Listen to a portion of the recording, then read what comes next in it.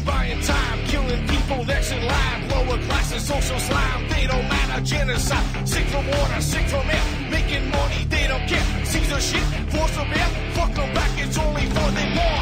They shoot, they kill, they massacre, rape. They burn the kids, no one leaves gun. Trees, laugh to your face, fight and die. Cause God forgives.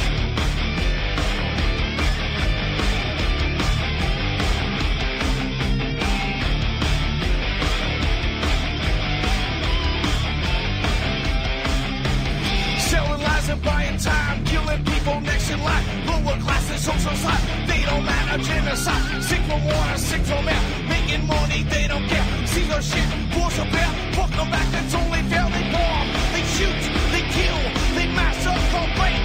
They burn the kids, no one leaves gun. Trees, lie to your face, fight and die. Cause God forgives. Yeah. Coming back around again.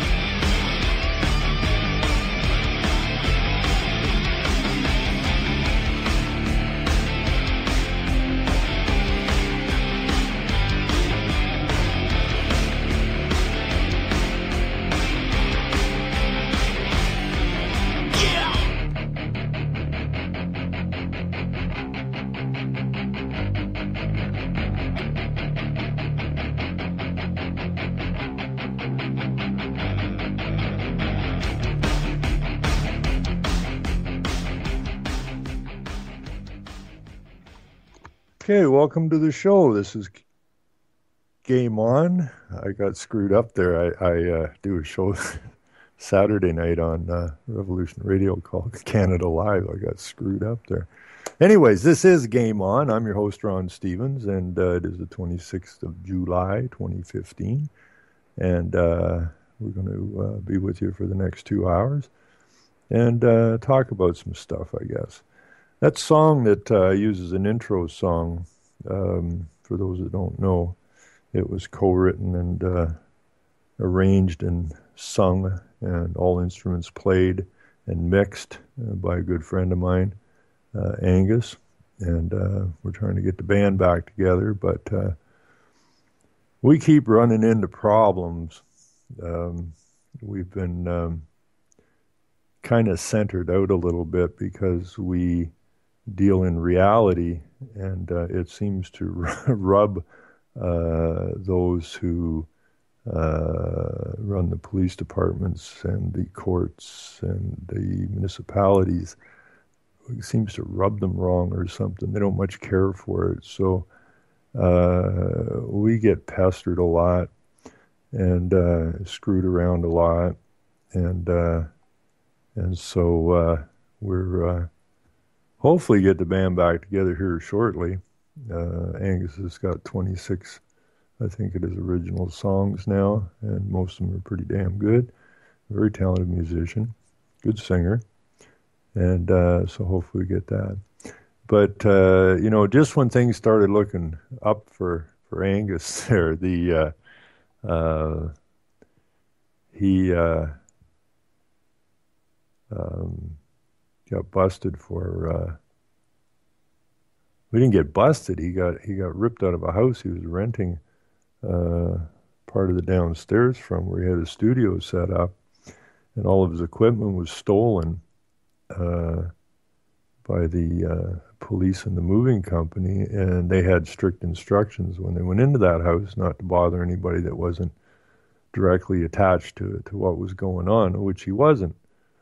So while the police did have direct instructions to give anyone the opportunity to leave and not to take their possessions, Angus found himself in jail with his possessions stolen and put in storage. All his equipment, which is an awful lot of equipment, his mixing boards and his guitars and his amps, just a pile of equipment. It was a full studio. And so that was held from him for 8 months, at which point he was dragged in and out of court. Finally, they cut a deal, and he thought his license was reinstated, so he's got to get to work. and drove in the driveway one night, and there's a cruiser behind him, so they take his truck, and so they decide we'll just forget the truck, and they went and got a new vehicle the other day, and paid a decent price for it, probably too much, and drove it home, and it was funny because I thought he was getting the van that day, and he rolled into my place on his bicycle, and I thought you got the van. I did. Well, why are you driving the bicycle? Because it won't start. Key won't turn. So I did some looking up, and it's a Honda van, and apparently the key lock goes to hell on them pretty quick, and so then he thought he'd try and get the owner of the truck to take it back, and it's a little car lot somewhere in the middle of nowhere where they got it. He don't want it back. So then the story rolls on, and we could do this 2 hours of this show on just what's been going on with Angus. So yeah, he's all happy, geared up, and now he's got a vehicle that doesn't run. So yesterday, the guy who sold it to him said that he would pay for the lock, and he would have it towed up to the local garage here and have them replace the key lock. And so the tow truck came down, and they had to put it on a flatbed because it's all locked up. So the guy gets it on the flatbed and then says, like, I was supposed to pick up a RAV or a rave or whatever they call these things, some vehicle, a black one, and this was a silver Honda van. So once he gets it on the truck, he asks Angus for his CAA card, and Angus says, I don't have a CAA card. And he says, the guy that sold me the truck's paying for it. Yeah, but he gave me a different vehicle. And so the guy ends up saying, I can't take this anywhere. This is like fraud with the CAA. So as far as I know, that van came off the truck and is sitting back in the yard. So I would imagine today Angus is still riding his bicycle.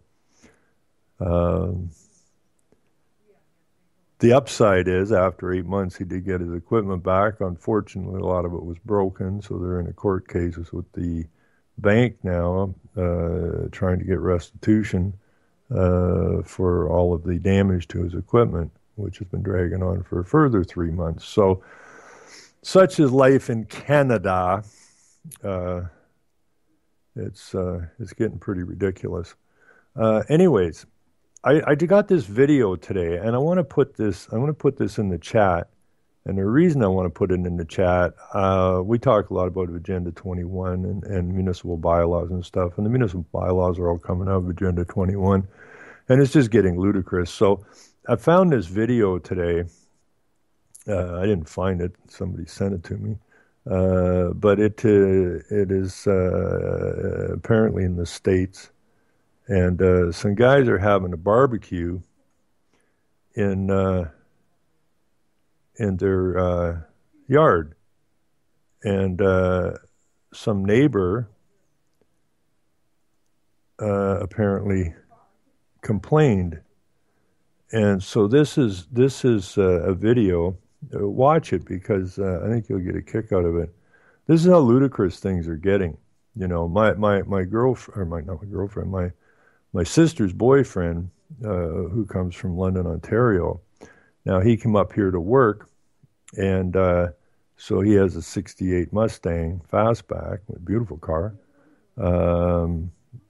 It was parked in his mom's driveway in London, and it didn't have any plates on it, but it was on their property in their driveway. And so one of these municipal guys comes along, these bylaw people came along and explained that he couldn't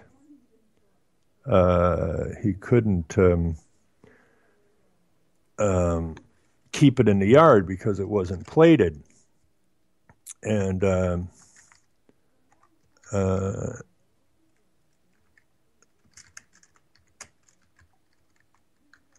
So he had to move the car up here. And, you know, I had another friend who had some vehicles stored on a lot that he has, and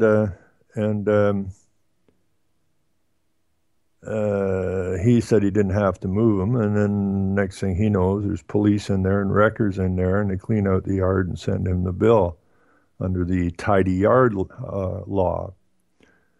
This is the kind of stuff that's going on all around us. And unfortunately, people have this innate ability to see something nasty happening to their friend or neighbor and somehow manage to turn a blind eye to it with this idea, well, at least it didn't happen to me.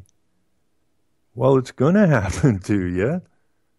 You know, it's going to happen to you if you don't get your act together a little bit here.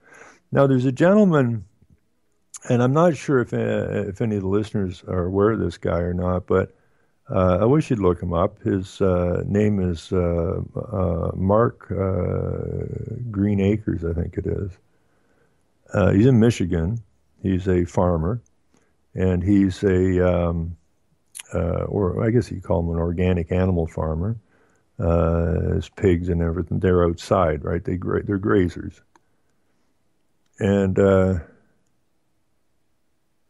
And so they put a rule in down stateside that to try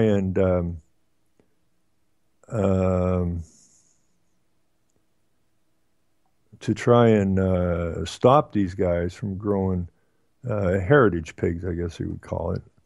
And one of the excuses was that they get loose and they get out in the bush, and they're raising havoc out in the bush somehow. And so they went after Mark, and one of the deals was that of his pigs was that you couldn't have a curly-tailed pig or a straight-tailed pig or a pig with straight ears or a pig with floppy ears. It went on and on and on. I forget how many pages long this is. Basically what it described was any and every pig that was ever on the planet except the pigs in the factory pig farms. They're okay. But the word went out they were going to have to kill all of the pigs. Well, this guy, he stood up, and he's been fighting them ever since. But the interesting thing, I haven't looked at him for a long time, but I went back and looked at some of his more recent videos, and he has come to the conclusion that he's a sheepdog. Okay? And a sheepdog's job is to look out for the sheep, because the sheep won't look out for themselves. You know, he says that if a wolf comes down and takes a sheep, the other sheep can be standing right beside the sheep that gets taken. And the attitude of the sheep is, well, that's too bad. It happened to him. It didn't happen to me, so I'll just turn a blind eye. And that's the whole point. You know, he says you really can't make a sheepdog. Sheepdogs are born. And after watching his dogs and watching his farm and that, he's come to the conclusion he is what he is, and that's a sheepdog. And he can't help but be a sheepdog. Now, I did a show on Revolution Radio some time ago because I'm really disappointed in the men. They need to man up a little bit. I know a lot of very feisty women, but very few feisty men. And so I did a show pretty much like what Mark's talking about, except I did it on roosters, trying to get it into people's brains that they got a responsibility, and that is that who's looking after the house, okay? The rooster's supposed to be looking after the hen house. But who's in the hen house right now? The weasels and the foxes. And we got to get them the hell out of the house. And that's basically the same thing Mark's saying. We got a responsibility. Okay, we're not going to wake up all the sheep. That's a given. But we got to gather up the roosters and we got to gather up the sheepdogs. Okay? And we got to start to man up a little bit. This idea that we can just, I mean, we do a lot of yakking and all this kind of stuff, but what exactly are we doing to get in their faces? So I've got somebody here that wants to come in on a call, so we'll do that right now and see who we have here. And we'll just see if we can get them in here, and then we'll see what's cooking. Um, so, have we got you, Shali? Yeah, you do. Is that your right name? Um, it's my Mossad name. Just I kidding. Um, I love Israel. yeah, me Is- too, man. They're Isn't just much, so man. godly. Yeah, without Israel, we'd be smoked. We Uh, would. anyways, I guess I got this from Chris, who's a regular listener, and kind of my I don't know if he's kind of a quasi producer and complete pain in the ass. Is that correct? I think that's close. No, I love Chris. But you do a show before my show, is that right?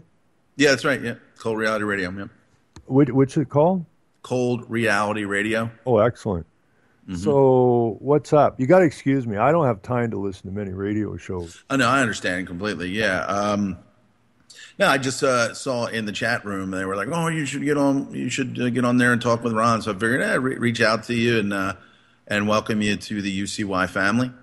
Yeah, that's an announcement I got to make. I was talking to Jules this morning, so I'm going to be doing a show starting, I think, August the 4th, 7 to 8, and then again on Thursday night, 7 to 8, uh, just a 1 hour show. And I think I'm probably going to as well make this announcement. I don't think I got much life left over at Revolution Radio. I don't.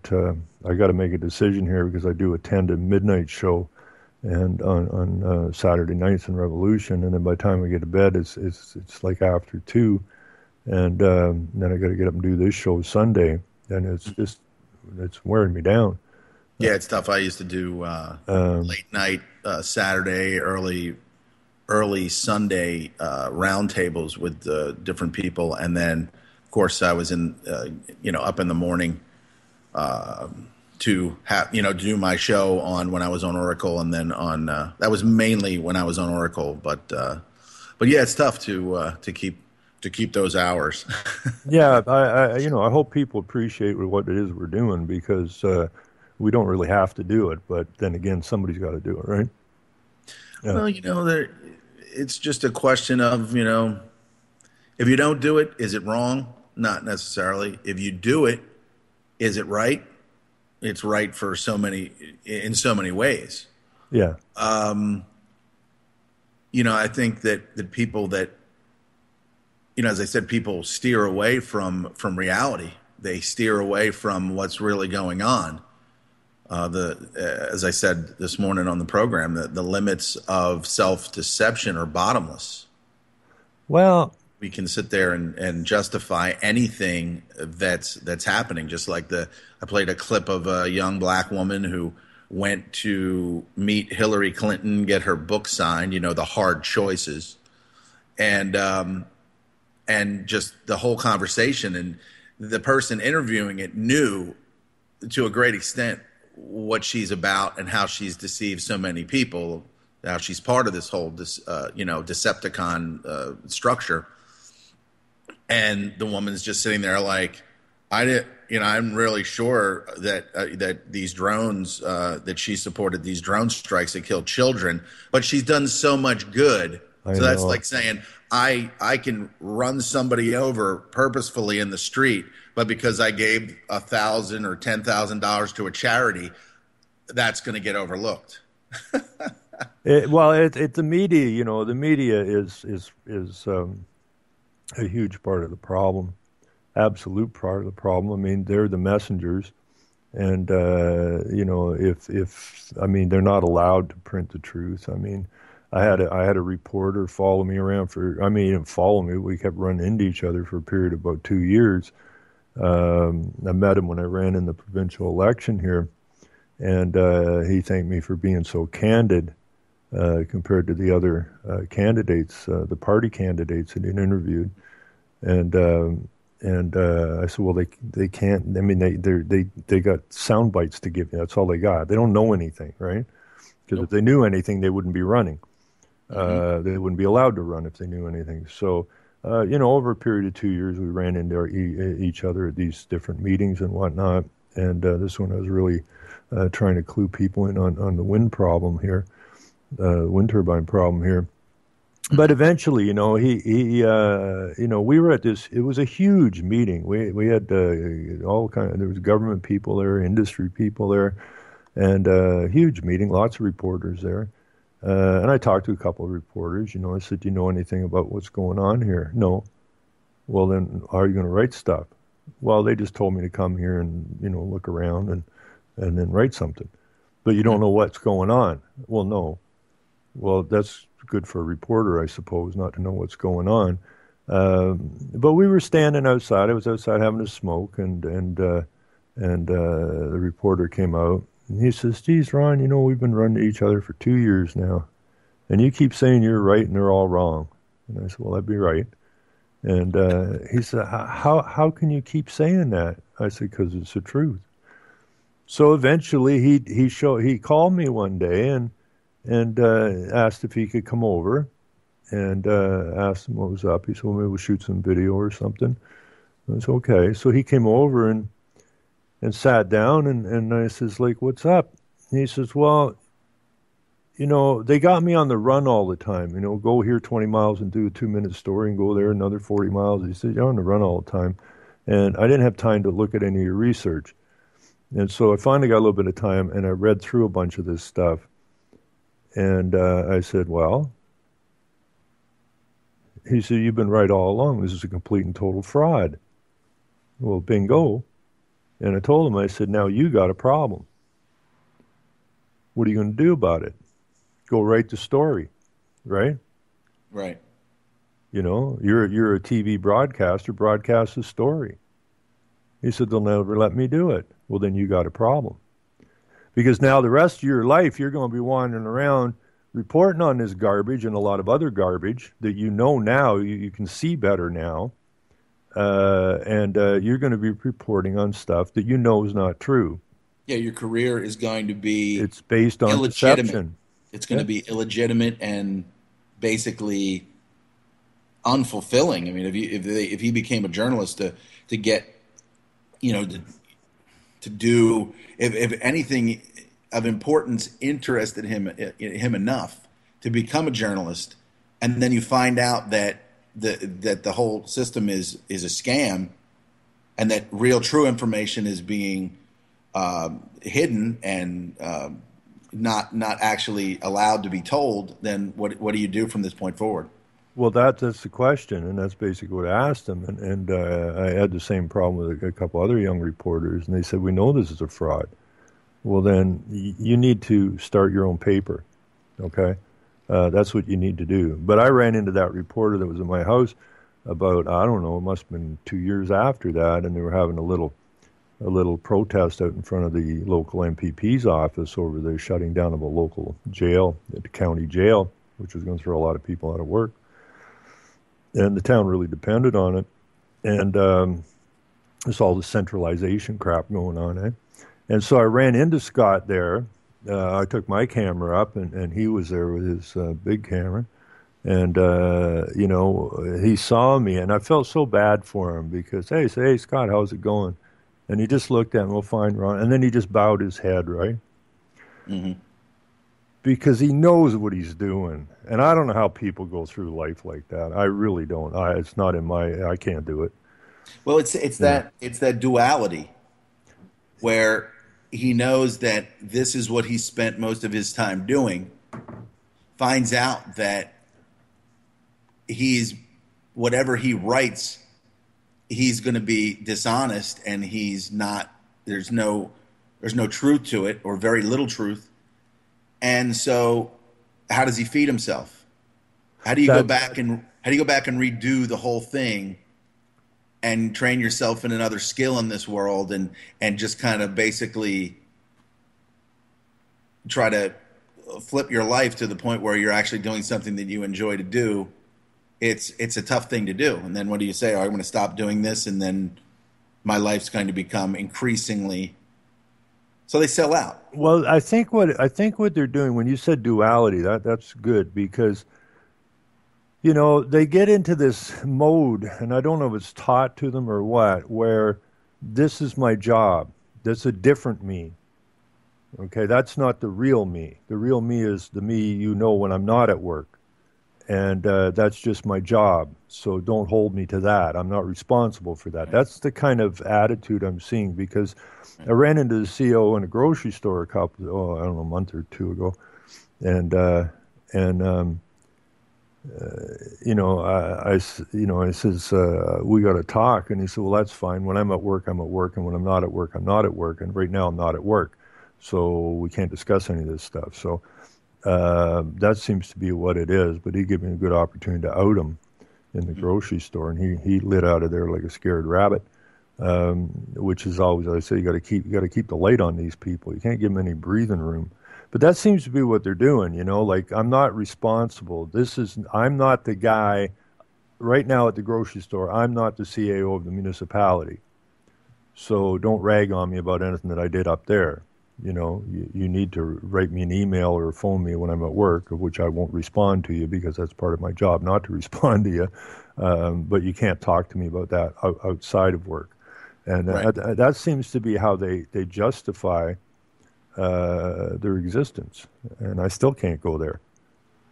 Well, I guess it comes down to the song by The Who. I can just, as you said that, as you were telling that, telling the story here, I just heard Roger Daltrey's voice in my head where he says, "Can you see the real me? Mm. Can you? Yeah, good one. Can you see the real me?" Yeah, and that's what they've done. They've buried the real everybody. Well, everybody. I mean, it's a system that you cannot. The only way that you can escape from the system of Mammon, which is the money system that they've created, is break away. Just go out into wilderness and then just try, accumulate some of the things that you need, the things that you're going to need to survive, in wilderness, and then go and do it. And if you die out there, you'll die a free. You'll die a more free or a free man. When I hear these stories, these biblical stories about, Jesus walking over the water, that was him walking over the corruption, the sea of corruption. Well, yeah, and that's a good metaphor because that's I've been doing these shows for as long as I can remember now. It's getting to be a long time, and I remember back, after 9/11 and that, people had their go bags, we got to get out of here and kind of stuff like that. I said, where are you going? We'll go in the bush. Okay.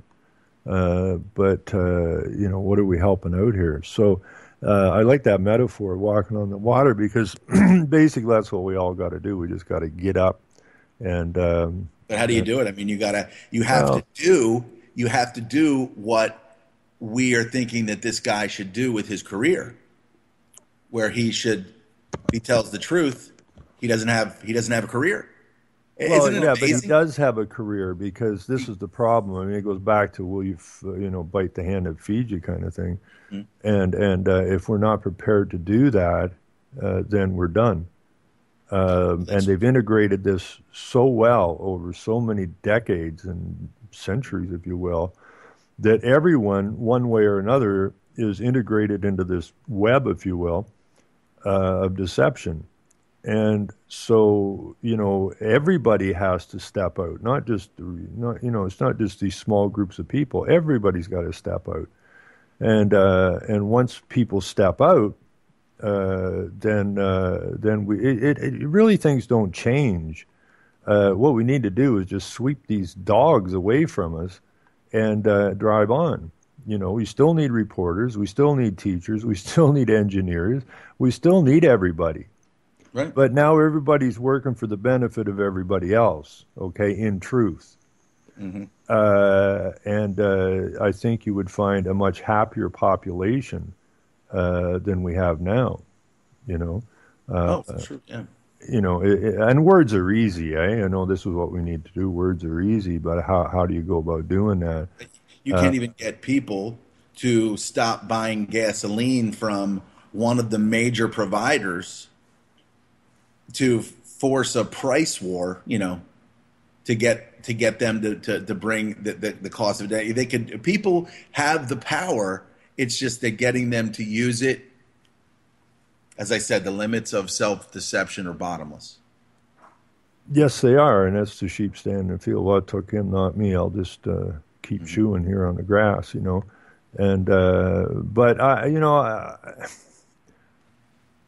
it gets a little sticky from time to time. But as we go on, and I keep repeating this, but you know, when I read two quotes from Rockefeller, one is that our window of opportunity has already begun to close. That was way back in '99, and his other quote, which was that something has to take the place of government. Business seems to be the obvious entity to do it.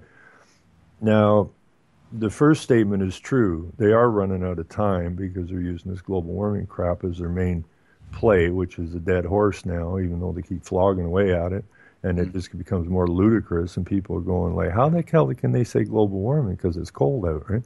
So their propaganda is losing its traction quickly, and they're making more stupid statements all the time that people are finding extremely hard to believe. So they're crushing themselves on that front. The other part of the other quote was that something has to take the place of government. Business seems to be the obvious entity to do it.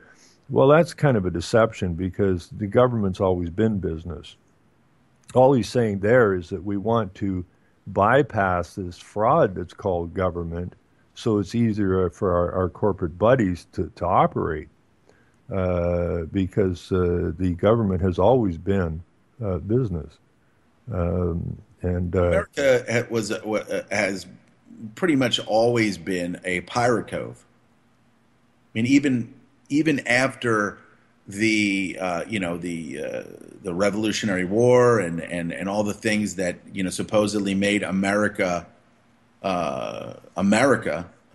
Constitution, and then of course it was bastardized, and just like scriptures were bastardized to make to create a group of people that are better than everyone else.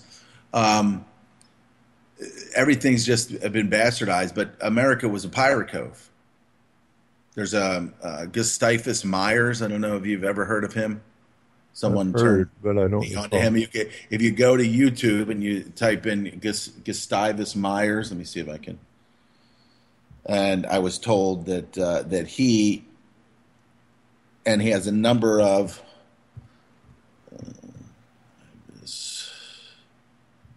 See if I can find that. What era is he from? Oh, this is probably going way back. If I don't get the information to you now, I'll send it over to you to get it to you somewhere. But it's Gustavus Myers, and he basically kind of tells the let me see, there it is, Gustavus Myers, History of the Great American Fortunes, Volume 1 by Gustavus Myers. I'll put this in the chat room. Okay. That way, you guys or anybody interested in checking it out, but he really kind of breaks down it in a way that it shows that America, even what we believe it to be today, is it's kind of another fiction, because it as you would imagine, that they fool people into making them believe that the Constitution, the Bill of Rights, in a large scale, the Constitution of America doesn't even apply to us. No, it doesn't. It doesn't really even apply to us. So they get us. Like our Canadian Constitution states specifically the preamble is the law of supremacy of God. And that when you look into the Constitution, it says it only applies to government in Section 32 and 52. Mm-hmm. And the government is a business of the Crown. It's corporation. It does the Crown's business. So while it says it only applies to government, it's set up so that they just ignore that, right? True. Yeah. It's a deflection, distraction.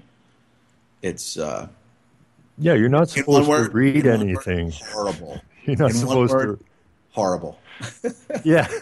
Well, see, in America, and I don't know why people don't understand this. Maybe sometimes I think it's easier from the outside looking in than it is being on the inside looking at what's right in front of your face.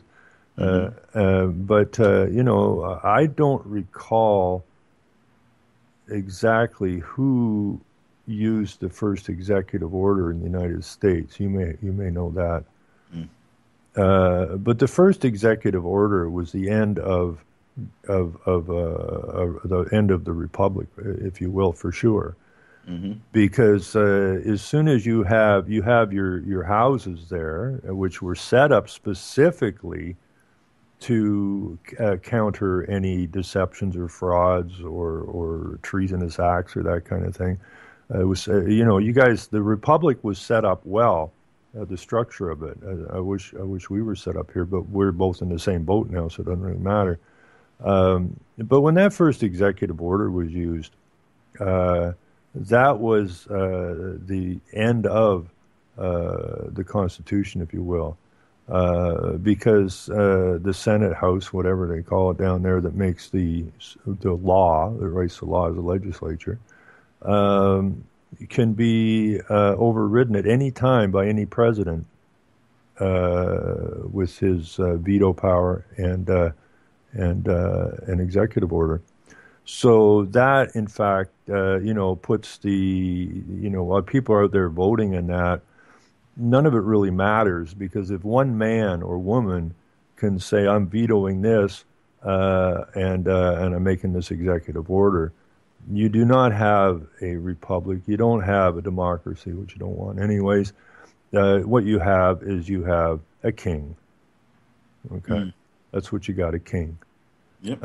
And people need to understand that. All the rest of it's show, right? Yeah. It's just show. Yeah. You got the king and queen over there across the pond, and you've got the king and queen of America, Obama and Michelle. And, it's what they like to, exude and put out there. And to a large extent, I mean, that's what they are. Obama can do no wrong. He, his health care is, he's just so loving, and he's just so great, and he's just so this. I know. I don't know why people get so uppity about Obama. I remember when me and my wife had dinner with him and Michelle. They were a lovely couple. They're just lovely. Ouch. She's just lovely. I can't even believe it. I got people upset one time. I said, somebody bring me Obama. Just bring him here. I want to talk to the twit. And it was that I did that out of that movie, Christmas Story with Chevy Chase or whatever, where his cousin Eddie or something goes and gets his boss, right? And brings him over to the house. And that's exactly, it makes sense because everybody's bitching and complaining about everything that's going on, right? And, they're using political correctness and all this kind of stuff. And here's Cousin Eddie, who doesn't get any of that stuff, right? He sees the problem. He sees the people bitching and complaining, and he figures out, well, what would be a simple solution to this? Why don't I go get the guy they're bitching and complaining about, and they can talk to him? And unfortunately, when they bring him, those politically correct people don't know how to deal with it. Right. It was all because of the Jelly of the Month Club, really. Right. No raise, just jelly. So, people want solutions. It's like every other day there's a new problem, right? Or something else strange is going on. That flap about the Confederate flag. What is that? That's just another way to keep people's eyes somewhere that they need not be on a subject that's really of no consequence, while they revise history in front of your eyes, while they continue on with their real program. And I don't know why people keep getting caught up in this nonsense, right? Because people actually like to be slaves. They do.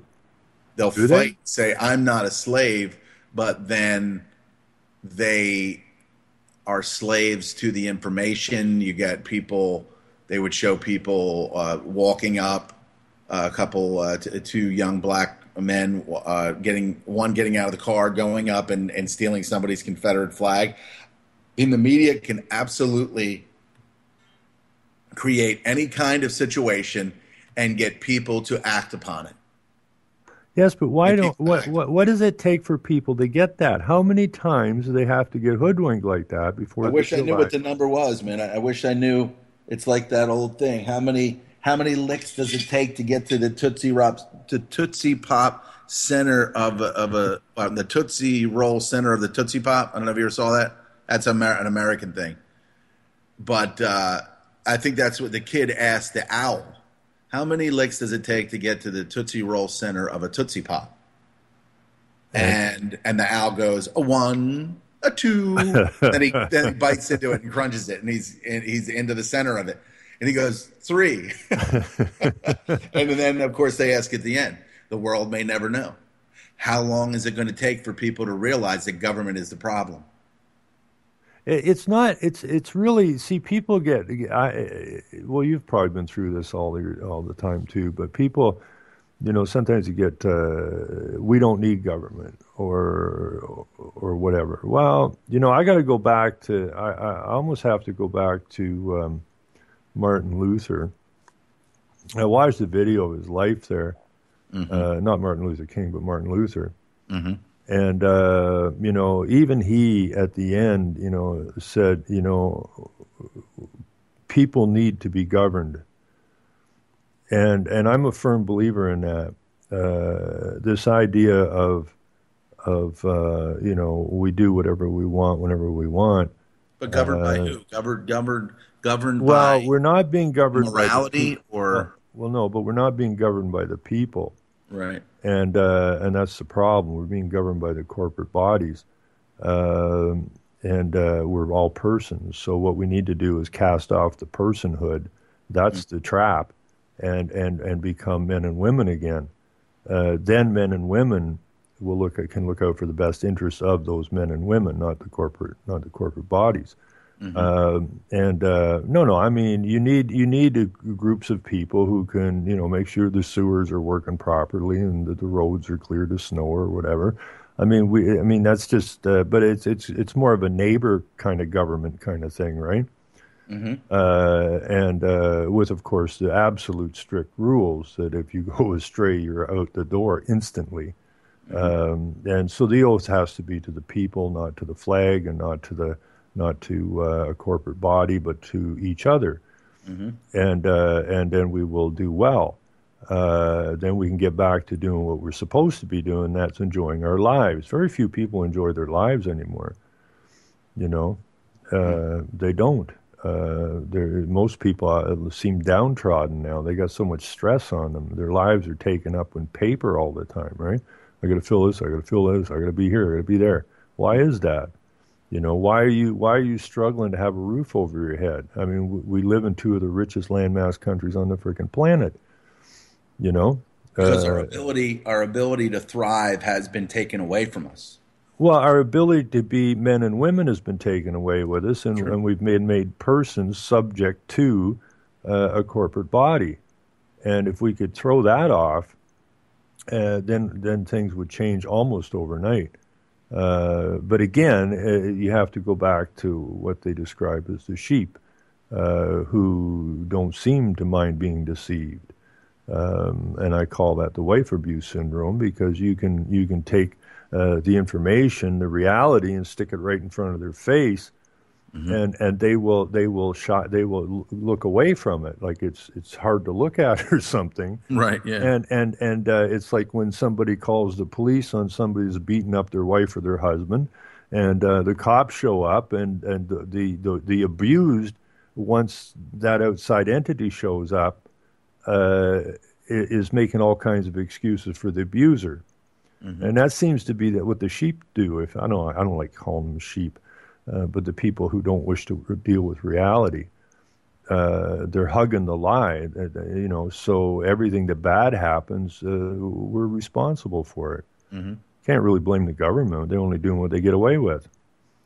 Oh yeah, they'll just continue to push the ticket and see how far they can go, and it's really not that hard to do when you feed the bread and circus, and food has a lot to do. People being able to eat and have food in their stomach and things like that. When people don't have that, and they don't have the the things like water and food and things, that's when they usually start to lose their minds. Well, and then but see, that's the thing. A lot of people say, or we're going to have some kind of event where all of the electronics won't work. They talk about that. I forget. It's evading me right now. But it'll take out all the electronics. Part of the plan here is that television needs to be on at all times. Yeah. So they need to, even in whatever crisis, whatever happens, whether it's real or promulgated, they will need that TV to be on to control the people even more, right? So that's why I don't really think that, depending on what happens, I don't think that there's going to be one of those events where, the TV will not work, because that TV has got to work, because they need that to perpetuate more and more of the divide and conquer that it's going to take when they I mean the shadow governments that control the Canadian government, the American government, Mexican government, depending on where these events break out in the world, they're going to need that TV to be on to be able to perpetuate more of the deception. Yeah, there was that video I watched years ago. Rockefeller was wanting the internet controlled or shut down, and the guys that are setting this global nonsense up going, what do you mean we can't shut it down? This your whole system is dependent on this, right? Mm-hmm. So it can't be shut down, and you really can't control it. So what are we going to do? Mm-hmm. And basically, what they did was put up a whole bunch of shills on the internet pretending to be truthers. Mm-hmm. And fortunately, most people are starting to get that figured out. That was a long haul. It's the same as mainstream deception, only aimed at those who thought they were awake. Mm-hmm. So once they start hearing what they want to hear, they don't see the deception right away. But an awful lot of people are getting the hang of that now too. So, but I still don't. I always said that, and I continue to say that, and I would want to invite. I'll make this out right now. I would like to invite all real Americans, or at least those that can think Americans. Let's see if we can round a couple of them up. Come on up to Canada. I'm a firm believer that this, we got the second largest land mass. We have a population smaller than that of California.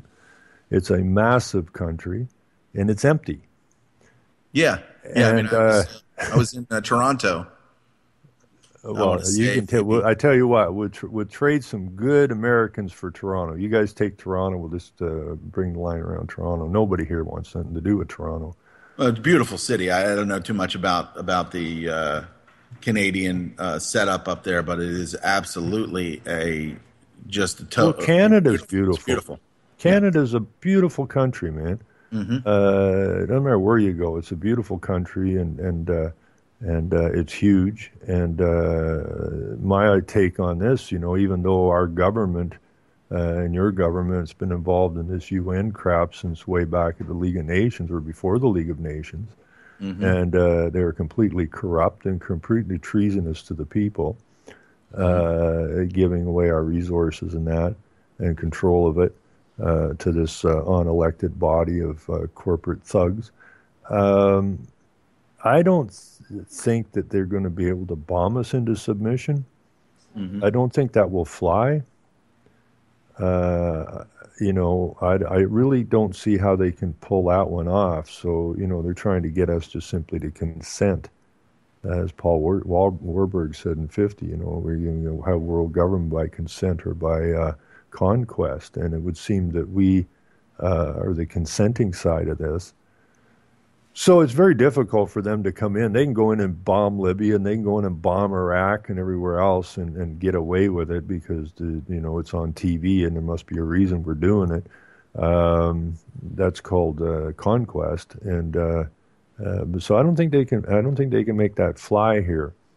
Right. So they've it's much easier for us to stop them here, I think, than it would be in other places. Right. So I just think, if you're unhappy where you live in America, come on up. And we'll, fill up the country here with people that can still think, people understand the importance of having their boots on the ground. Mm-hmm. And we just yell at a big, don't think so there, Mr. UN. We ain't playing ball with you. Mm-hmm. You see, we don't manufacture anything. You don't manufacture anything. They've taken that all away from us. They've made us, they put us in a position where it's impossible for us to be independent at this point in time. Right. And we need to get that independence back. Do you have any gun events, shootings and things up there? Because I don't think that I ever really get any information regarding the shooting type events that we've been having down here. What's a gun? I thought don't you guys, Canada. What's a gun again? No, well, I mean I thought that you guys had you had gun rights up there. Or did they slowly erode those? It's a heavily registered situation here, mm-hmm. But the police have guns, right? They're using them more often now. Where they're not as prolific as they are south of us, but mm-hmm. They do shoot innocent people more regular than they did before. But we've had some false flags up here. Right. Just like you guys have, in order to, move an agenda forward. Generally it's more subdued here than it is south. Mm-hmm. But no, very few people here have guns.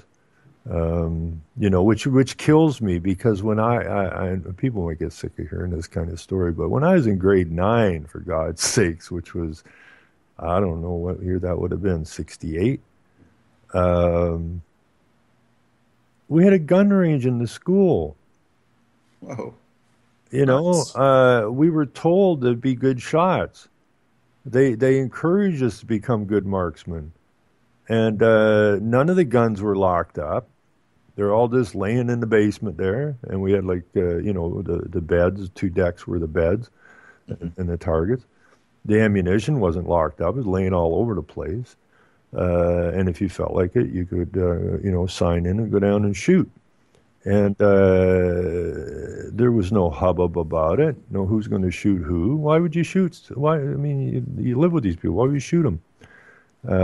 So now we at the point, this little town in 7,000 people, the kids can't play baseball because they're not allowed to have a bat at the school because it's been classified as a weapon. Right. And that's how far down the road we've gone, right? Well, I think, and I mentioned this a number of times, as you get more and more aware of what it takes to be able to take freedom and go to fascism, you have to allow people a certain amount of freedom for a decent period of time so that they feel as though, wow, this is great, man. These times are good and we're free, and look, we can do this, we can do that, we can do, and then slowly remove it. And that's how you can get people to, in this, at least in America, to celebrate every 4th of July, this freedom thing, freedom, as it is being slowly, removed. So well, yeah, and it's taking away. What you said is exactly what I said in '74 when I figured out what was going on. after spending time in a large library in the reference books. I told people way back then this was coming, and they didn't want to hear about it. They called me anti-Canadian. If I don't like it, leave the country and all this kind of stuff, which had nothing to do with the conversation I was trying to carry on. But that's the "we're sheep, don't tell us anything" kind of attitude. But, from the reference books, it was very plain what the setup was, and that they were going to use international agreements and treaties and whatnot signed behind our backs. And then we would get to a point, just like you're describing now. So what it was through the 60s and 70s was an era of what would you call it, the expansion of the middle class in that, where people had all these benefits and life was good. And so they look at their government as a benefactor or whatever. And so they take their eyes off the ball. Oh, the government's good. All these new government jobs that we're getting and the good benefits and all this kind of stuff. And we got a pool in the backyard and free health care and all the good stuff. And I told people way back in '74, I said that this is a hoodwink kind of thing. So it softens you up. And when they are done and they have everything in place, and what I described our government then was not a democracy, but a benevolent dictatorship. And when that turns the other way on you, you're not going to know how to handle it, which is basically where we are today. And so we have to get through that situation so that people do finally understand that they got hoodwinked, and do understand what the overall plan has been for a very, very long period of time, and that they do owe a duty to their forefathers, and they do owe a duty to their children and their grandchildren and those not yet born. We owe a duty, and so I'm not what would you call it, depressed about this at all. As far as I see, we're living in the most interesting times that we could hopefully ever hope to live in.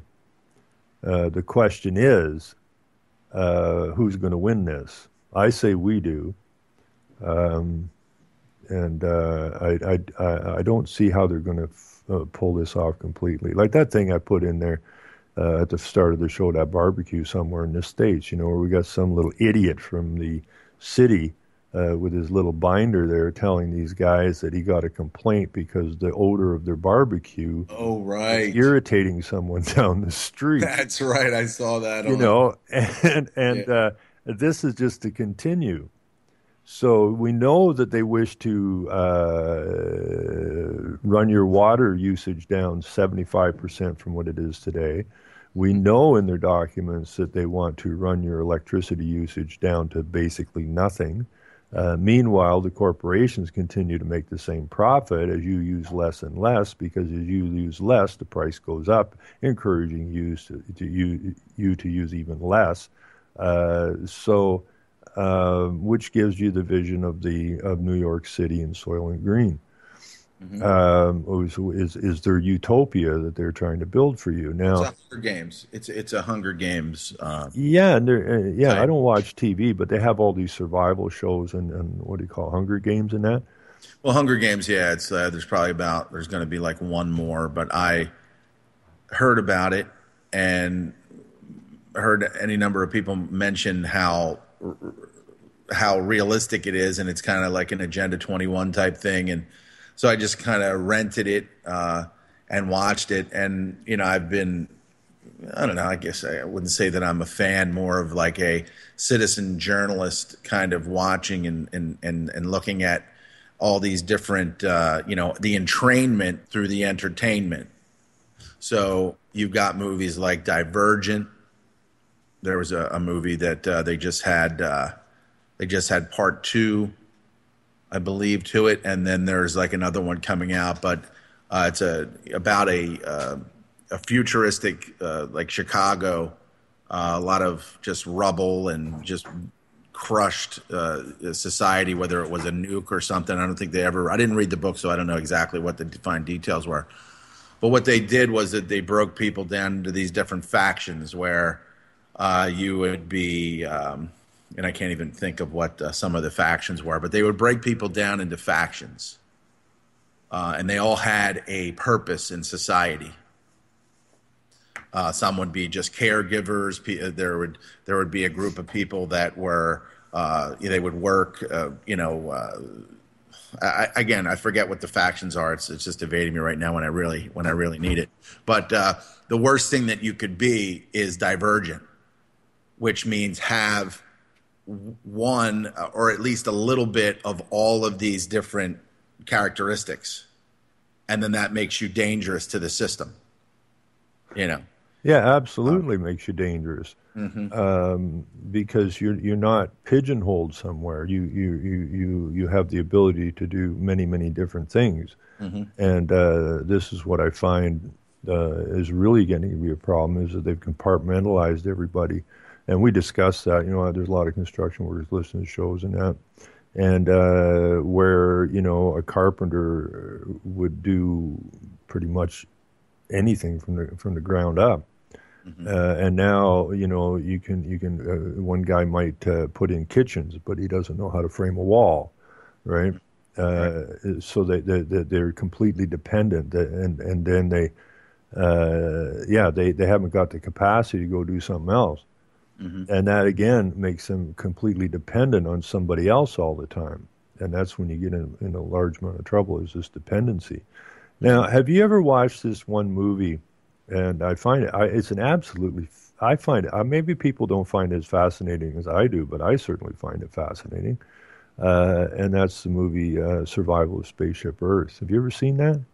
Survival of Spaceship Earth? Yeah, I think it's it is on my blog somewhere. I'll stuff it in the chat. I'll dig it out and stuff it in the chat.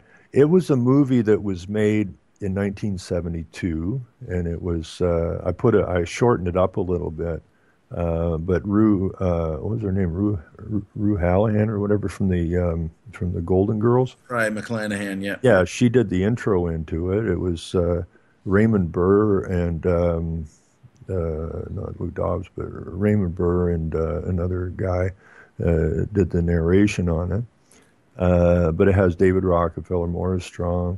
It has all the players and it was made just prior to and released just prior to the 72 Stockholm Conference on Human Environment. And if that isn't completely in your face, I don't know what.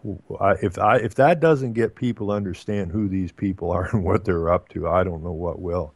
And what is it again? A survival of? Yeah, just let me dig it out here. I'm going to try to type it in. And it's amazing because I really wish people would download that and re-upload it, because there's only a friend of mine who's a researcher, and she's a real firecracker, came up with this one night and said, "Have you ever seen this?" I said, "I've never even heard of it." And we do an awful pile of deep research. And there was only one copy of it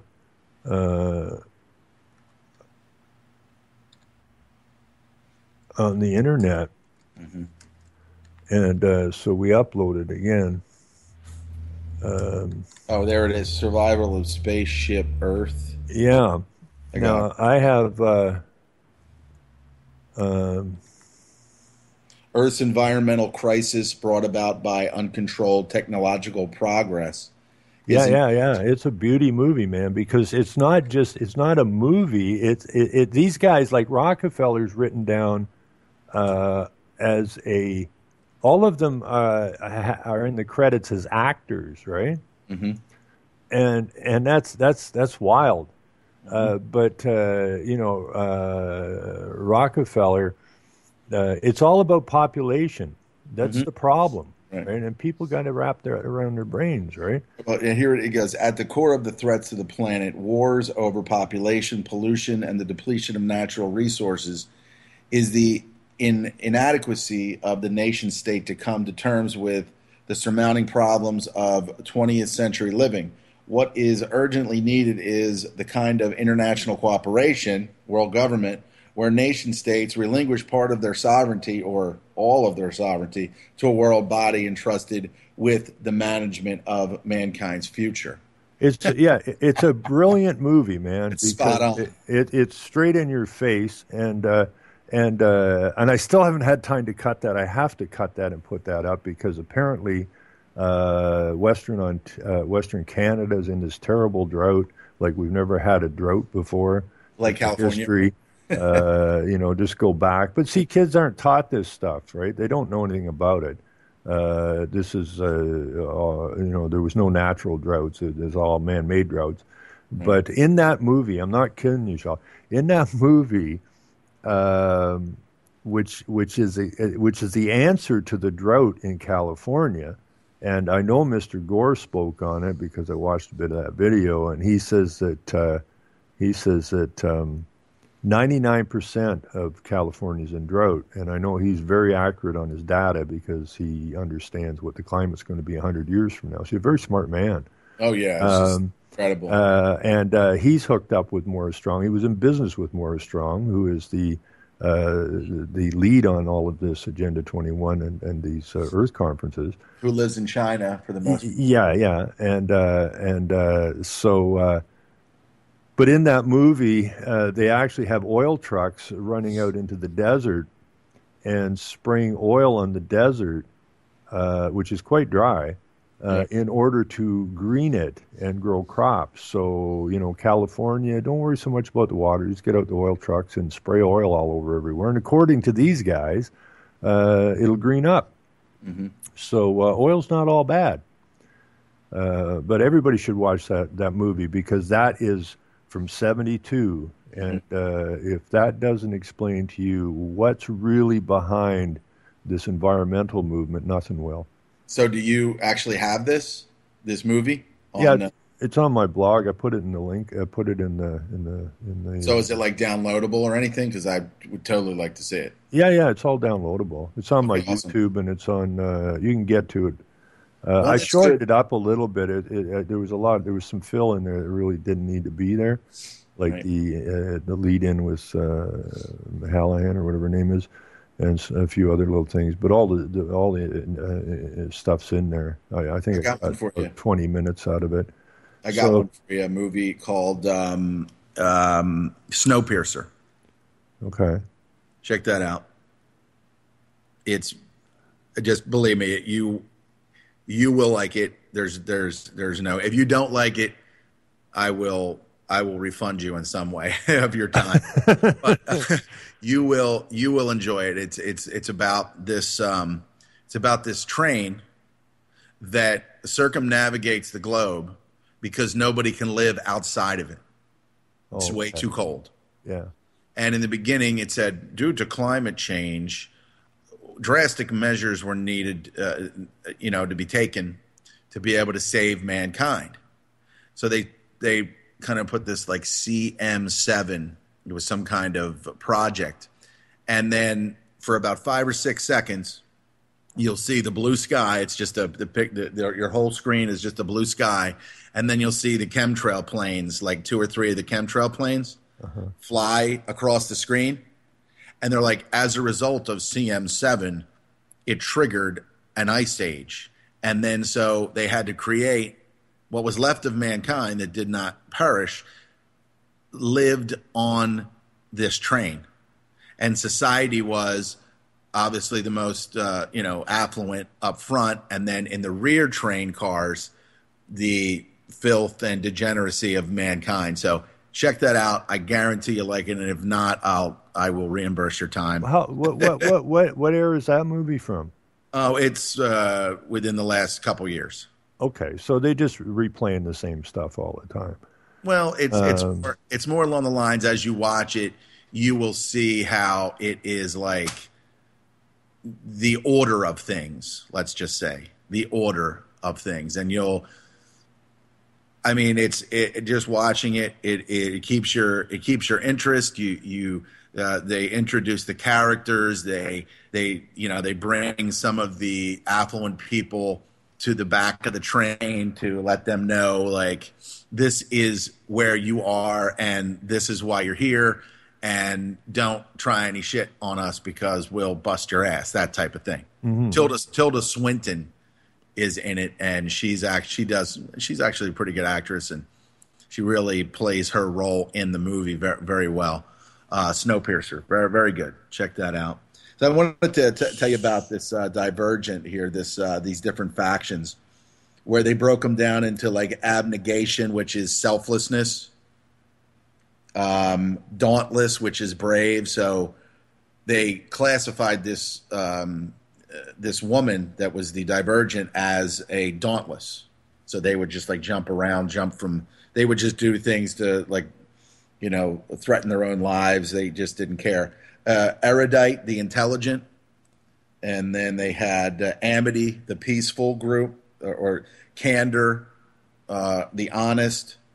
And then, of course, if you got to a point where you were none of these, then you were factionless, and you would be like strewn out into, you would be strewn out into like the rubble, and you would just have to do, whatever you had to do to survive out there because you were factionless and you just or a non-citizen, right? Or like a non-citizen. So it's fascinating. I thought, oh, these are kind of cheesy. These are only for young adults and things like that. But when you watch them and you know what we know and what we've accumulated in just our awareness as these sentient beings on this planet, or this plane, as some people are saying now, we see the writing on the wall. We see what they're trying to do. They're taking these young, attractive, actors and actresses. They put them on the screen,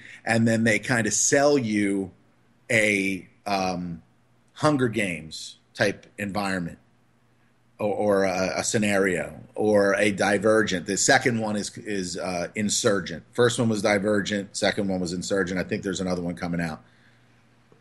But just what I find when I talk to people is that they watch this stuff. Now you know exactly what you're watching, mm-hmm. but so many of the people see it only as entertainment, and that's the spooky part to me. That no, that can't happen. That's just entertainment. Mm-hmm. No, they're telling you exactly what the plan is. Yeah, that's conspiracy. No, that's just entertainment. It's entrainment through. I like that term, entrainment. Yeah, I was talking to this person that I connected with on Twitter, who had a lot of like really powerful. You don't want to be a citizen tweets. You're not a person or a citizen. That's exactly what they want you to be. I'm going to post that at some point. And he really kind of touched on a lot of that. And I said that to myself before, entrainment. And then I said, well, and when we were having the conversation, I said, it's entrainment through entertainment. And he's luckily, he said, or not even luckily, but as you would imagine, he said, that's really awesome. And I said, I have my days. I have my days when my clarity is good. And then I have days when I can't complete a sentence. So I guess that just goes along with the territory and the terrain. Well, like I forget names real bad some days, man, and other days, boom, they're right there. Yeah. But I gotta, somewhere somebody's got to get this, because, that the Pope there came out with his circular, and I saw a post in a paper or something this week where the only hope for the planet is that the humans be separated from nature, because if we don't do that, the whole thing's going to fall apart. And saying that everyone has to be driven into the cities, mm-hmm. and then the nature will be on its own, and it will thrive, and humans have to be in the cities so that they can't hurt nature. You know what I think he was saying there? I think he was saying that people have to be separated from God because a lot of people look at nature and the environment as God.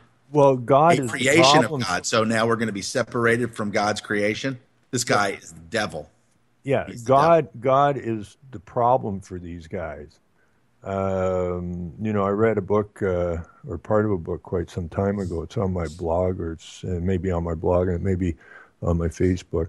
But in that, this is because evolution didn't show up till mid 19th century, and in that book they described that the ecology movement could not happen if God was allowed to live, and therefore they killed God and let people believe that believe in the ghost, but they'd killed him off because the two, they cannot get their ecology movement, which is anti-God, if God exists, right? And this is why it's the same thing with tearing down the Constitution and all the rest of this stuff, right? In God we trust. Well, we got to get rid of this, right? And make things strange and decadent, and show that people are having fun. So yeah, it's all based on, and it's not as tricky a subject as it used to be. Years ago, if you brought any of this stuff up, people would jump on you. And so I spent years saying, I really don't care what you believe, right? Doesn't make any difference to me. But understand that this book, okay, is being used by those who want you gone, and they're using it to their advantage, okay? And we need to use it to our advantage. And so that seemed to help people get it, because people get caught up in this religious nonsense, right? Which is nonsense. Right. Well, it's in the city of Rome, when they talk about the crown, you've heard guys like Max Egan. I heard him maybe one of the first couple times that I did hear him. He had a number of videos. He's like an Australian researcher, and he spoke about the crown, and that was really the first time that I ever heard about the crown. The crown being the spiritual control, being the Vatican, the financial control, the City of London, and then the military might or the enforcement of that being D.C. And then when you look at it, and a lot of the things that I've been conversations that I've been participated in lately about Rome, and a lot of people say that empire never really fell. They've always been in control, and they're still in control at this point.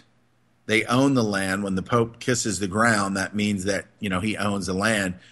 Of course, he's a Jesuit, and I believe that goes against the rules of the structure that's been put in place. So a lot of people have been pointing that out, that his being a Jesuit is kind of a little bit uneasy about that. And what they've done is they said, listen, we're in control, and we need bankers. We need people that are going to enforce and control this stuff, people that have no moral code, no sense of right and wrong when it comes to certain things. So they made the Jews the bankers. So I don't know, it's making a little bit more sense as my personal journey, kicking the can down the road in my own life and experience. But that's kind of making a lot more sense now than it probably ever would at any point. Well, that there are powers, and a lot of people think, oh, the Jews, they can run and control everything.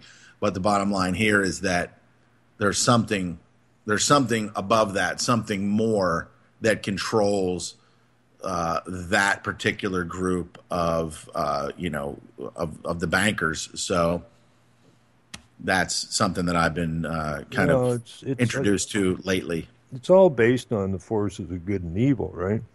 Sure. So I offer you this if you'll do my bidding. So I take it back. If we go back, in the beginning, yada yada yada, and gave dominion over all the fishes and everything to man. So man, the word man doesn't show up in the King James, or the word human doesn't show up in the King James Bible anywhere. So what we have, nor does the word legal show up. Law shows up and man shows up. Legal and human do not show up. These are man-made words to control other men. So a small group of men, and if you use the biblical terms, right? So he had this uppity guy working for him, Lucifer or whatever. So give him the boot, right? And he supposedly landed here, and he puts his fist up in there, and he's, "I'll destroy everything you created." And that seems to be, if you go back to that, this seems to be what we've been involved in ever since. Slowly over time, the not such nice people have managed to deceive, and we were told not to be deceived, have managed to deceive people into doing the bidding on the wrong side of this thing, and through that we've lost dominion of what was given to us, and deservedly so. And the ticket is, can we turn this around? I think we can. I'm not banking on the Christians to turn it around. I grew up in the church. They're waiting for the rapture so they can avoid all the pain. Well, I mean, I was talking to preachers and talk about cold people. Holy crap! They're up to their behinds in this UN agenda. They're corporate churches. God apparently has no use for persons because they're hiding behind the mask kind of thing. Yet these are all persons, these churches, because they're all corporate churches, and people go there and listen to these guys. And I don't even know how many of these preachers are Jesuit trained, because if you read the Jesuit oath, it says that they're supposed to infiltrate the churches and that, and stand at the pulpit and preach as a preacher, even though they want to kill everybody sitting in the congregation. So, if you're going to a mainstream church and going home and watching mainstream media, you got to pay some attention to this, folks. You're being mainstreamed. Yeah. You're being you might as well be a mainline heroin up your veins. Right, exactly. But yeah. I just want to read this. I sent this into some native Facebooks today, and I didn't know how they were going to take it. Just the word citizen, real quick here. It says a person whose place of birth, nationality, one or both parents, or by going through the naturalization process, has sworn loyalty to a nation. Now, that's an assumed loyalty to a nation because you, by being born there, apparently swore loyalty to the nation, which is an impossibility. The United States has traditionally taken a position that an American citizen is subject to losing her citizenship if he or she commits acts showing loyalty to another country, including serving in armed forces, potentially unfriendly to the United States, or voting in a foreign country. However, in the foreign nation, if the foreign nation recognized dual citizenships, i.e. Canada, Israel, and Ireland are common examples, the U.S. will overlook this duality of nationalities. But down here, citizen, one who under the Constitution and laws of the United States has a right to vote for representatives in Congress and other public office, and who is qualified to fill offices in the gift of the people. In a more extended sense, under the word citizen are included all white persons born in the United States and naturalized persons born out of the same who have not lost their right as such. This includes men, women, and children. But number 3, it says that all natives are not citizens of the United States. The descendants of the Aborigines and those of African origin are not entitled to the rights of citizens. Anterior to the adoption of the Constitution of the United States, each state had the right to make citizens of such persons as it pleased. That Constitution does not authorize any but white persons to become citizens of the United States, and it must therefore be presumed that no one is a citizen who is not white. Now, it doesn't give a date on this, but this is from the Free Dictionary, under the legal dictionaries.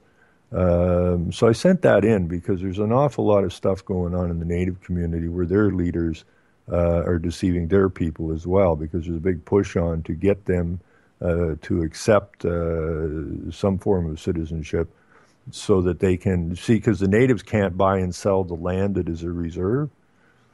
Only citizens have the right to do that. Persons have the right to do that. And so there's a big push, at least here in Canada, I would imagine the United States as well, in order to corner all of the land on the planet, all of the resources on the planet. They got to get a hold of the Aboriginal lands. And their chiefs and that now are explaining to the Aboriginal, to their people that, unless we want to become involved in making money off of our resources, and we can't buy and sell because we're not in this personhood thing, and therefore we must go there. And the whole idea of the UN is to set up basically a global trust fund, and that trust fund contains all of the peoples and resources on the planet of which they control. So I sent that out. I thought maybe I'd get whacked by some of these native groups that get pissed at me or something, but they seem to be taking it very well, seem to understand. And I know up here in Canada, they're getting a little ticked off at their leadership.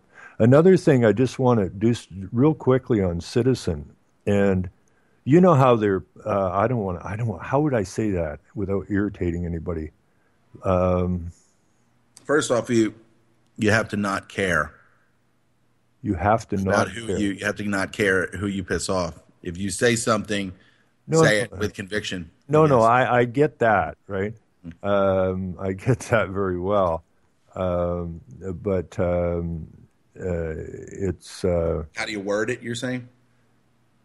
Well, yeah, I was going to do a show where I was explaining that your politicians and your police forces and your teachers and your preachers are nothing more than house niggers, right? And right. People got really upset about that. You can't say that. I say what? Teacher? Politician? What can I say? Well, you said the N word. Well, see, there's the problem, folks. That's like saying the J word, right? Okay, but the fact of the matter is, this is set up as a global plantation, and those who do the bidding of the plantation bosses were described in the old times, which was quite accurate, as house niggers, right? And that's exactly the role they're playing, and I see nothing whatsoever offensive about it, right. But some people have a difficult time with it. But if you look up the word, I have these old dictionaries. Like I use a few different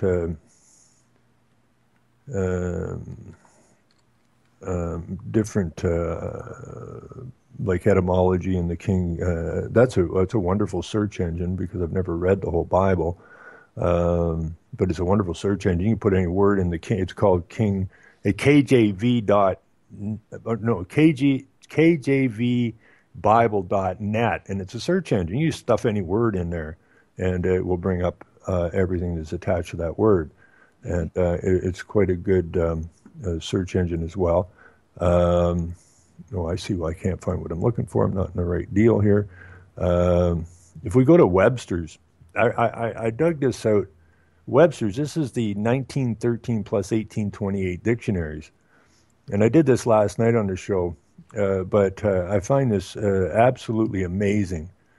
You have one who enjoys the freedom and privilege of a city, a free man of a city, distinguished from a foreigner or one not entitled to his franchises. But as you go down here, it says, of pertaining to the inhabitants of a city, a characteristic of citizens is effeminate and luxurious. So when you go, and this is what's happening. This is why I say we got to man up here. Okay, we've had our manhood diminished terribly, and this idea of the citizen is to effeminate you, having some characteristic of a woman, a delicacy, soft, delicate. to an unmanly degree, womanish, weak. And that's what they've done. They've weakened the people. You know, and you know, you I don't know how old you are, but back in the 70s is when they come out with all those movies where the men were more like women than men. You know, all these Alan Alda movies, and there was a whole string of this stuff through Tootsie. the 70s. Huh? Tootsie. Yeah, all of that stuff. And, Yeah, all of that dressed up stuff. like a woman. That But was, it's where men didn't stand up and do what men do, and that's protect their families and their neighborhoods and their communities. And if they were real men, they were Clint Eastwood, and he had a Magnum, and he didn't have a problem putting a hole in you. Right? Well, that's the two extremes, Dirty Harry. right? That's the two extremes. And so, you know, over the years, I don't know what your gay parades are like down there. Parades are like down there, but they're ludicrous up here. I mean, and that always just takes me back to Martin Luther. Then he said when he got to Rome, he was appalled because he sees like naked 12-year-old boys and that jumping out of birthday cakes and that, and he's looking at all this gold and everything at these palaces or these big churches, going, "What the hell's that's got to do with faith or God or anything? What is going on here?" Right? And that's when he got his eyes opened up and tried to do something about it. Yeah,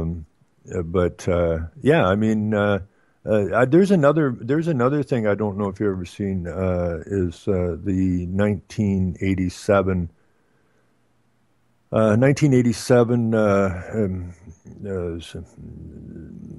made-for-TV movie series called America with a K. Have you ever seen that? It's really long, but it's worth buzzing through. I'm sure you know how they put movies together, so you know how to jump ahead and you know what you're looking for, kind of thing. But I think it's a total of 26 hours or something. And it was brought out in '87, the same year as Our Common Future. And I have that on my blog as well. I just cut that one clip out of it near the start, and it is I just had his name. Chris Christopherson had run as an independent in the election, and he was like a Democrat. His family was Republicans, and he was a war resistor, and you know, you have that conflict there. But anyways, he ended up in a re-education camp. And this is, I don't know, first 5-10 minutes into the movie, and they pull down a blind kind of thing over the chalkboard to recite the oath of allegiance to the flag. Mm-hmm. Only this flag, when you're looking at it, had the American flag on the left, the Russian flag on the right. And joining the two flags in the middle was the United Nations flag. And if you look at that series today, and you know, people when they would have seen it in '87, they said, "Well, that could never happen in America." Well, if you watch it today, you will say this is exactly what has happened in America. Exactly. So that's well worth taking a look at. Well, if you go to YouTube, there it is. There's Christopherson. Yep. 9 of 13. So there are reproductions of it or copies of it on YouTube. Yeah, it's. And then you look at Red Dawn. Red Dawn was I never saw that one, but it would have been about the same type of show, I would think. Otto von Bolschwing just posted it in the first part of 13 in the chat room. Yeah, I just wait a second here. So I've got the clip here somewhere that is just the very first clip of that, and. Yeah, here this will get you. I put a little picture on here too because once you realize what's going on, you understand the picture real quick. and it is it has Agenda 21, and it has all of this stuff and the flag in there. But that scene from Christopherson really sets the pace of the movie. In the end, he doesn't submit, and he was going to do a radio show, and they told him not to do it, and he just looked at them and turned around and started his broadcast, and that was the end of him. So then at his funeral, the people had decided that they must keep pushing forward with reality and what matters. But in that movie, it's all about regionalization. It's all about the Sovietization of America. And there's some sad scenes there with the veterans, and just the way you look at the way the veterans are being treated today, you see that scene, and about the rural lands being taken away from the people, and the immigration coming in. It's just so in your face. Well, with what's going on today. The thing that about this fake Cold War, and to this day, people still look at Russia as this enemy of America, when in truth, the same banking establishments and just scum controlled both sides. They controlled Russia, they controlled America, and they played one side off the other. And there was any number of politicians that said when they went to Russia at some point, post-Cold War or during the Cold War, that were allowed in. I mean, David Rockefeller was probably the only one that was allowed in and out of Russia at some point. I've heard. And and some of these politicians said, why are we even afraid of them? They don't even have roads here. They've got nothing here. So they played one off the other so they could loot, that America could loot the treasury. I mean, just like NASA's also looting the treasury because they're a fraud. And so they'll get people, they got to have this enemy. They got to create this enemy. And then right after, the Cold War was over, then they started bringing in the threat of terrorism from, another area of the world. So it's always been we need an enemy. We had one for as long as, Russia. Now Russia's back, right? Even though we're the ones over there creating unrest and the Ukrainian people, God help them. I mean, there's just atrocities going on. Those poor Ukrainians, man, I tell you. Yeah. That's my knowledge of the Cold War is that that it was two sides that were controlled by the same demon. Oh, absolutely. You got to be afraid of them. They got to be afraid of you. So that way we'll have reason to steal and loot and have an enemy that could, nuke us at any time. And of course, probably the Cuban Missile Crisis was just hogwash. Well, yeah. I always knew that it was some kind of a scam, but not. I mean, when I went and read that 1950 Senate hearing, I said, there it is, right? I mean, I'd already done, I'd been through the Norman Dodds thing, the Reese Commission, where they asked what was going on with these, what was the purpose of these tax-exempt foundations, and the guy from the Ford Foundation said, well, that's simple. Our job is to work towards the Sovietization of America. Okay. But that 1950 Senate hearing, where what Warburg's basically saying is that we're going to have world government by consent or by conquest, but we got a problem. We can't have a world government with two opposing major powers. That's got to get fixed. And that's why the wall came down in Berlin, and that's why the Iron Curtain fell, to get rid of that. And then they needed some mechanism that they could sell to the world as a global problem, they could only be fixed from a global level. And they picked environment for that. So yeah, nothing happens by chance. Right. It's all well planned out.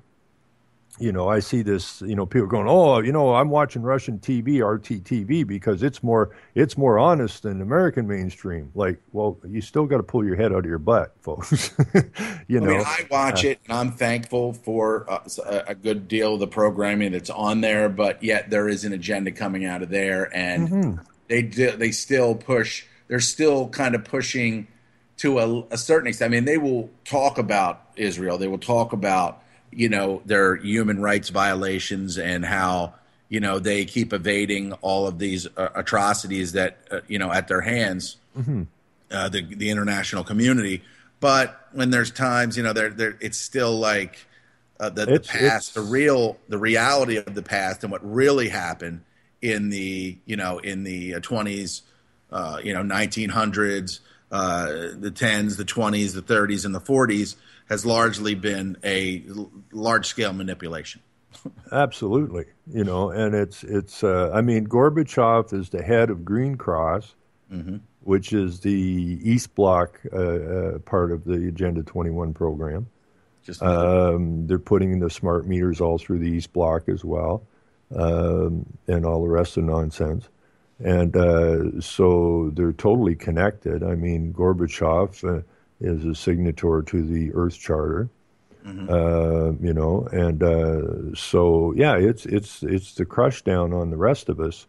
Those guys playing God, they made us into humans, so they can treat us as animals, right? Because a human, everybody got to do this. Just go to Wikipedia and stuff in human being, and you will find that a human being evolved from a great ape. And none of this stuff existed prior to the mid-19th century.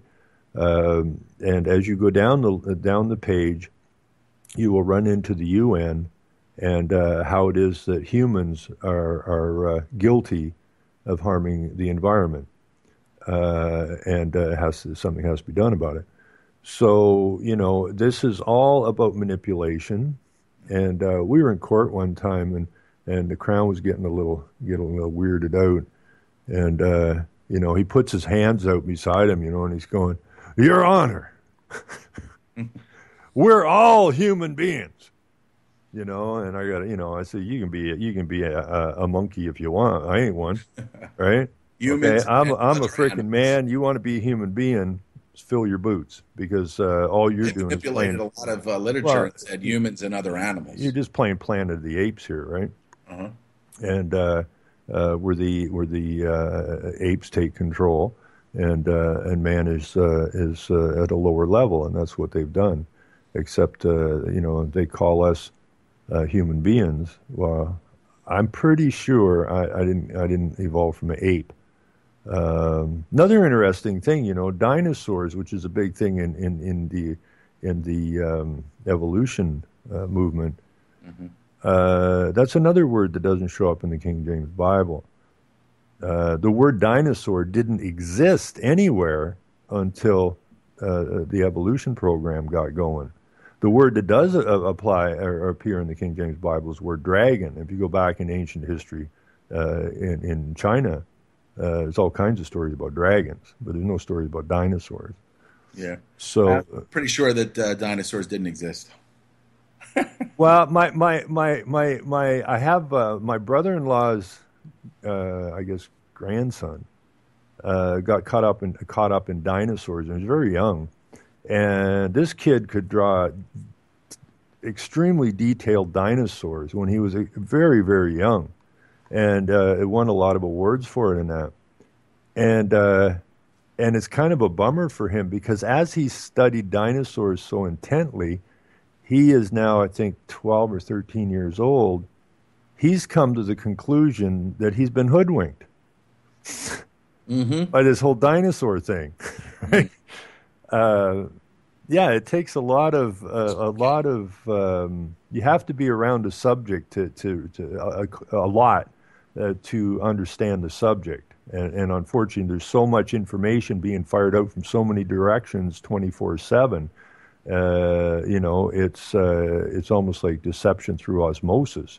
people don't even have to really tune into it anymore. It's just being bombarded at them constantly. Right. It's like, as I said this morning on my program, I said it's once the deceptions and the manipulations have been set in motion for a number of years, it takes on an identity of itself, and then it polices everyone into, like, they still do and put their manipulations out, but there's certain manipulations that have already, like, are foregone conclusions that, like, all right, that's just, if you say, hey, that's not the way it is, they're like, oh, that's just ridiculous. They've figured that out 50 years ago. No, they lied starting 50 years ago, and that lie just kept on rolling and downhill like a snowball, getting bigger and bigger and bigger, and then it clunked on top of this, whoever says this idiot's head, and then they just repeat and keep this deception going.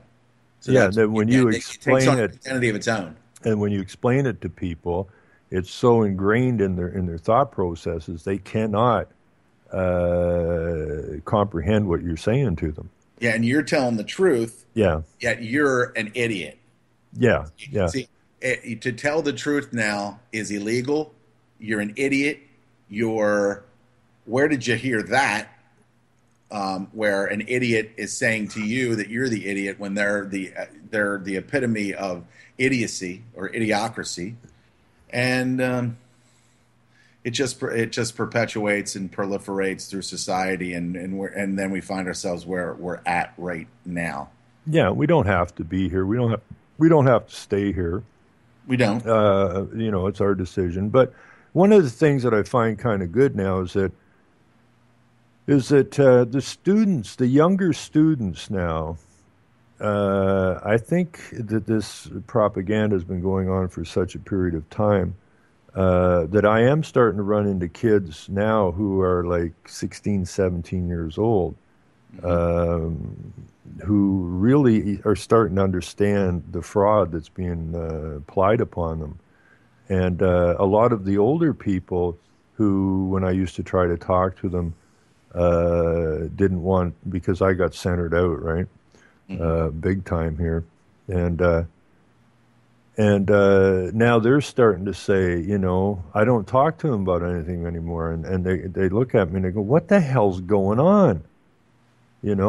They're noticing something is very wrong, and they can't put their finger on it because they're going to the church and they're going to watch TV and stuff. So, but they know in their gut, and I keep telling people, your gut, listen to your gut, throw your brain out for a while, okay? Your brain is easily manipulated. Your gut is not, okay? Your gut is where your survival instinct comes from. It doesn't come from your brain. Your gut survival is in your gut. It's that sense, okay, of flee or fight, all right? And that's where that is situated. And start listening to your gut, and you will notice that there is something definitely wrong. Regardless of all this noise that's coming at you from everywhere, your gut will not let you down. I'm going to leave you with this today because you got to wrap your show up pretty soon. Yeah. I'm going to leave you, and I'm going to attach right where you just what you just put out there. In your gut, Ron, in your gut, do you feel like you're spinning at 1,000 miles an hour right now? No. Okay, it's probably because we're not. Okay. Don't believe NASA. Don't believe any of that. And listen, we'll do this again at some point. Welcome to UCY. Got a great program here, and I look forward to talking with you in the future. Well, I look forward to listening to your show next Sunday. Hey, give a listen. I play a little guitar. You're a musician as well. I got to tell you, I met JJ. I think I met him before when we were on Orion, maybe, but I hadn't talked for a long, long time. And I've had some good guests on this show. I'm moving over here full time because I've been looking for a place that has, as little attachment to New Age and that as I can possibly find. And, this is one place that I actually feel very comfortable at. It's a good move for me, I think. And, right, you bring your audience. I keep running into guys and gals like you and that's what we need. We just need to keep pulling more listeners in here all the time, and I think we will accomplish something. So I really appreciate you coming on the show. It's been sweet. All right. It's been good. Very, very good. Thank you for having me, and we'll talk soon. Have a great rest of your Sunday. Everybody out there, stay tuned for JJ coming up. And Ron, thanks again. I'll talk to you in the near future. Much appreciated. Take care and have a good day. You too. Thanks. Anyways, that was fun. That was extremely fun, and I'd actually like to do that with listeners. Not just other show hosts. I'd like to have listeners call in because I think it helps bring up the level a lot. I know there's a lot of listeners who are just as informed as I am, but are sitting back listening, and that it's very important that your views are heard. Extremely important. We need to talk about your neck of the woods. We need to talk about what's going on in your communities, and so on and so forth. So, all right, I have Chris in here, so I know there's a lot of listeners who are just as... Oh, did I blow myself off the freaking show? I just blew myself off, did I? No. Very important that I don't think I'm still on UC though. Oh yeah, I am. You got to turn down your speakers and that. I'm shutting it there. Shut off. There you go. There you go. So how you doing? Good. I'm very happy. I got Shelley to get on your show with you. And that man is one impressive person. Yeah, nice guy. I thoroughly enjoyed that, and that's what we need more of. Just these like open, easygoing discussions, full of information and knowledge. I think that goes a long ways to help people lose the fear, understand the knowledge. The need to go get more knowledge. Yeah. Well, Shelley's. I listened to a few of his shows recently, and he is one awesome dude. I love that guy. Yeah, but can he ride a horse? I think he can. I bet. Damn, can he? I can too. So, but I want to thank Shelley for being on your show because he did that. He did that at the spur of the moment. You just jumped from his show to yours.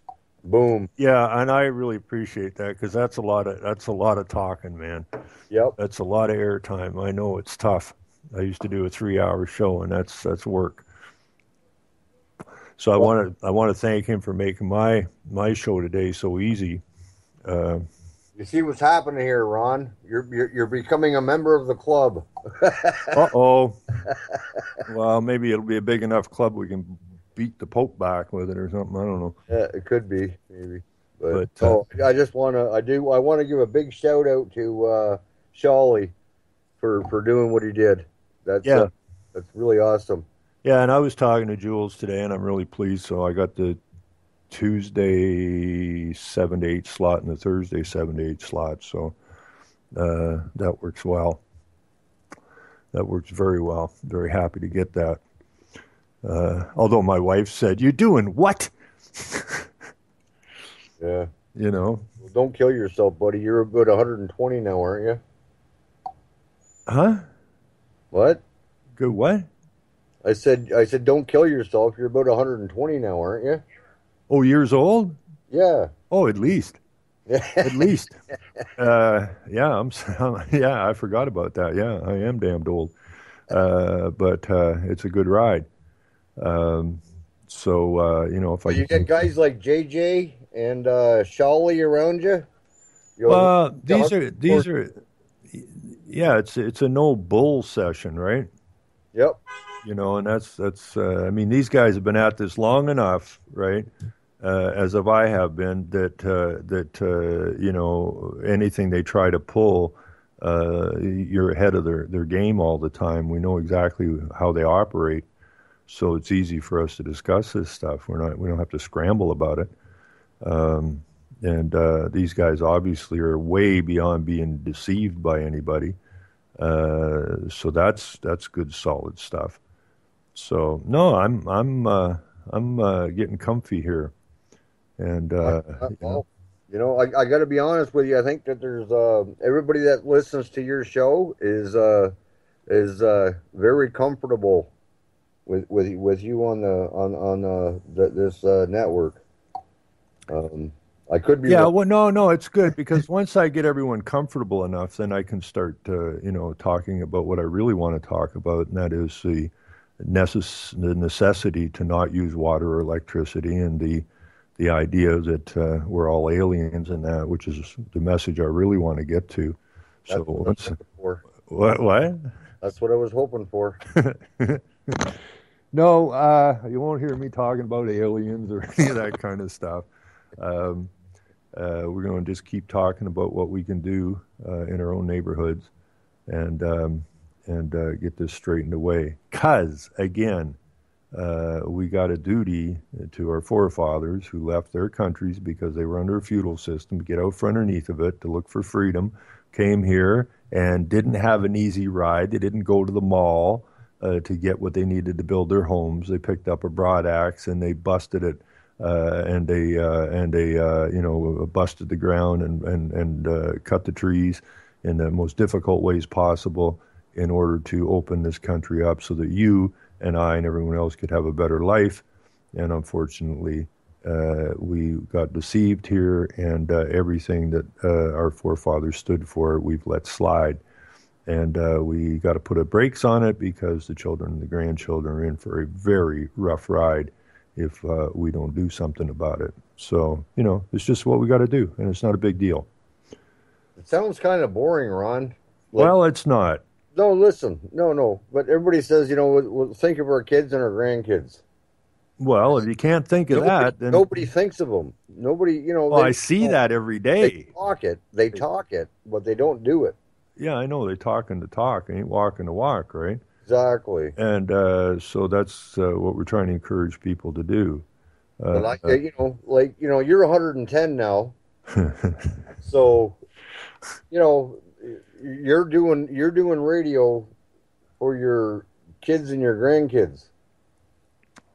But when you keep saying that, everybody goes, yeah, whatever. Well, if they can't wrap their brain around that simple reality, then they have a lot of digging to do and a lot of searching in their heart to take care of. I can't do anything about that for them. If they want the state to look after their children, then so be it. Who's the state? Well, there's this guy with a funny hat over there in Italy. They call him Papa, don't they? I don't think you want any of your children sitting on that man's lap. You know what Poppy did for me? Listen, this is a respectable broadcasting network here. You can't talk like that. What? I didn't say anything bad. I did get out House Nigger today, which pleases me immensely. So, and it's the truth, and I can't help it. That's just the way it is. That's the truth, and that's all you're going to get out of me is the truth. If it offends you, well, better go look in the mirror. We all love you, buddy. Anyways, we're at the 58 mark. We're heading out of here. So I want to thank everybody for listening. I want to thank Shawley from the bottom of my heart for jumping in on the show today. I really enjoyed that conversation. I got some new stuff from him. He got some stuff from me, and the folks in the chat got lots of links there. And to the listeners, the shows are up shortly after it ends in the archive, and then UC puts it up. UCYTV puts it up on YouTube after that in about an hour or so, 2 hours. So if you missed the show, you can always go to the archives and listen to my show or anybody else's show. So that I very much appreciate for the effort that UCY TV puts in to make sure the show will continue to be heard. Anyways, I hear music. That's my friend Angus playing us out. Thanks, Ollie. Thanks, Chris. Thank Jules. Thank UCY TV. And God willing. Selling lies and buying time. Everybody Killing take people care. next in line. Lower classes, social slime. They don't matter. Genocide. Sick from water, sick from air. Making money, they don't care. Caesar shit, force of air. Fuck them back.